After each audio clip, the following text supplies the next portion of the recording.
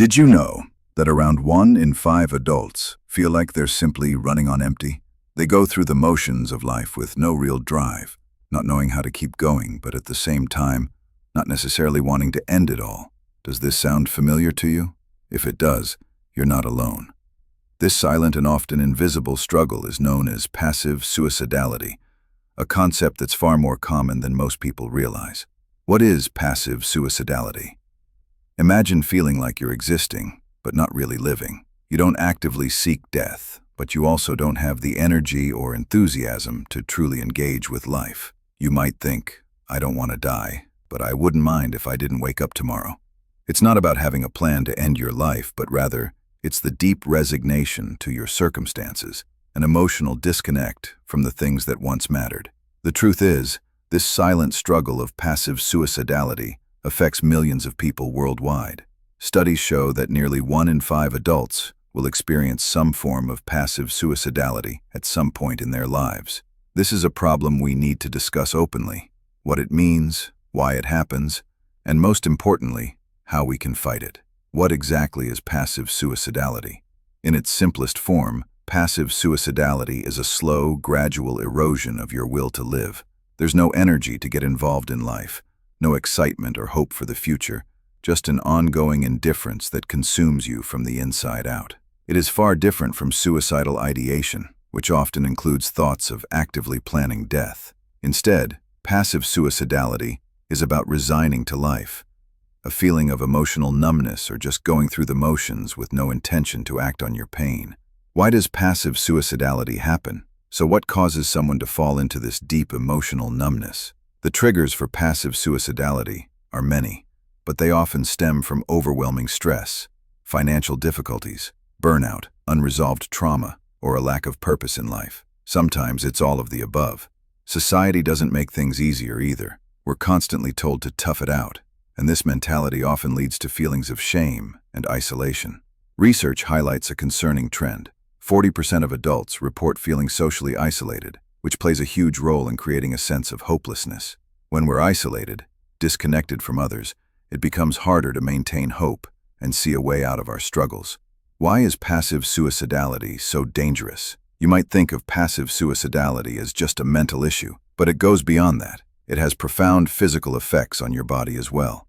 It disrupts your sleep patterns, weakens your immune system, and can lead to severe depression and anhedonia, a condition where nothing brings you joy, no matter how hard you try. If left unchecked, this form of emotional withdrawal can evolve into active suicidal thoughts, making it even more urgent to address and heal. But here's the good news. You can break free from the grip of passive suicidality. The key is understanding what lies beneath it and actively working toward healing. The first step is acknowledging the root cause and then making a conscious choice to move toward better mental health. The psychology behind passive suicidality. Let's take a deeper look at the psychological impact of passive suicidality. Prolonged stress affects our brain in ways that many don't realize. Research shows that when we're under constant stress, the prefrontal cortex, the part of our brain responsible for decision-making, emotional regulation, and rational thinking, actually shrinks. Meanwhile, the amygdala, which is our brain's fear and stress center, becomes hyperactive. This imbalance leads to a brain that has difficulty planning for the future, feeling hopeful, or enjoying the things that once brought us joy. In response, many people turn to quick dopamine fixes like binge-watching TV shows, endlessly scrolling social media, or even engaging in unhealthy behaviors like substance abuse or pornography consumption. These quick fixes may provide momentary relief, but they often trap you in a cycle of emotional avoidance, detachment, and emptiness. These habits can temporarily numb the pain, but they don't solve the underlying problem.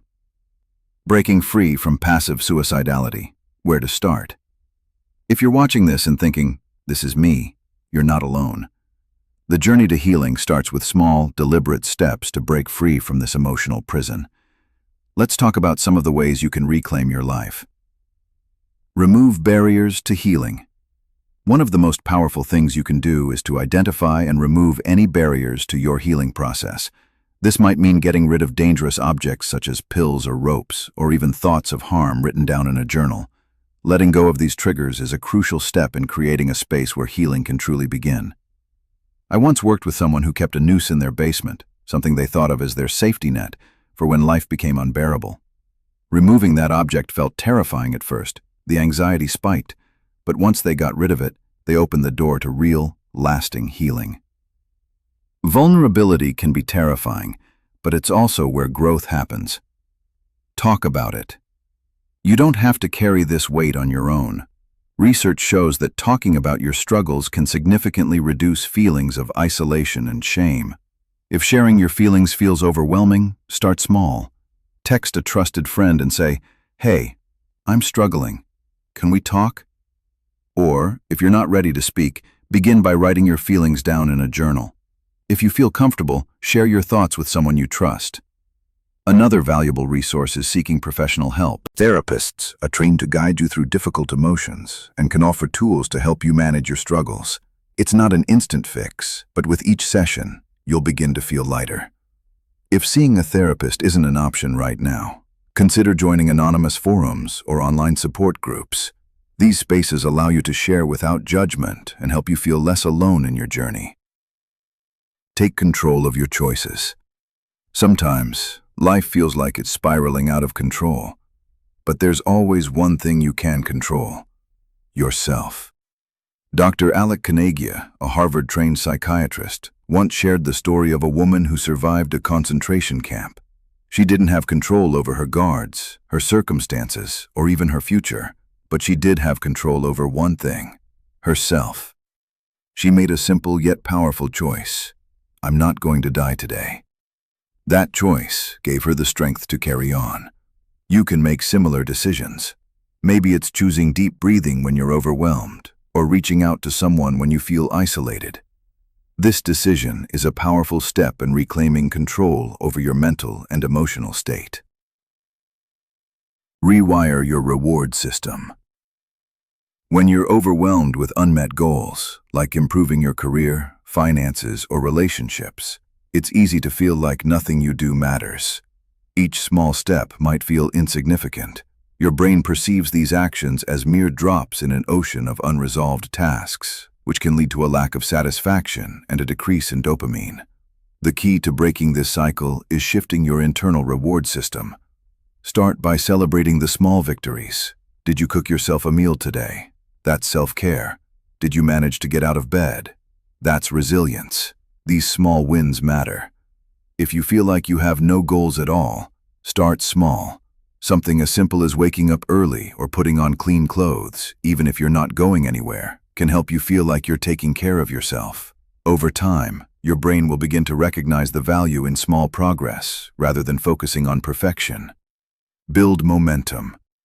Momentum is a powerful tool in combating passive suicidality. Start with small steps and build from there. Use a simple checklist or habit tracking app to hold yourself accountable. Seeing your wins, even the small ones, reminds you that you're moving forward, one step at a time. Momentum fuels hope and motivation. Even on days when progress feels slow, remind yourself that you are still moving forward. Reframe setbacks. Setbacks are a natural part of life.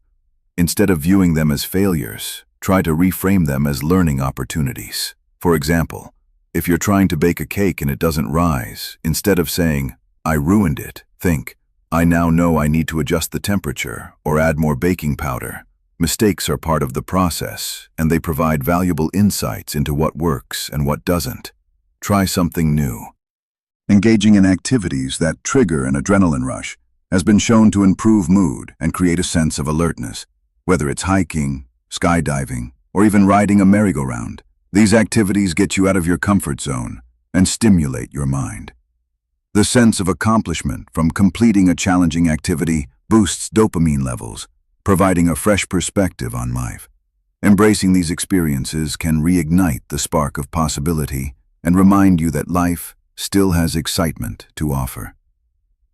Embrace the ups and downs. Emotions are like waves. They rise, peak, and eventually fade. The emptiness you feel today won't last forever. You don't need to believe in a perfect future right now. Just focus on taking the next small step. Each small effort is proof that you can overcome this. And as long as you're here, there's always hope for better days.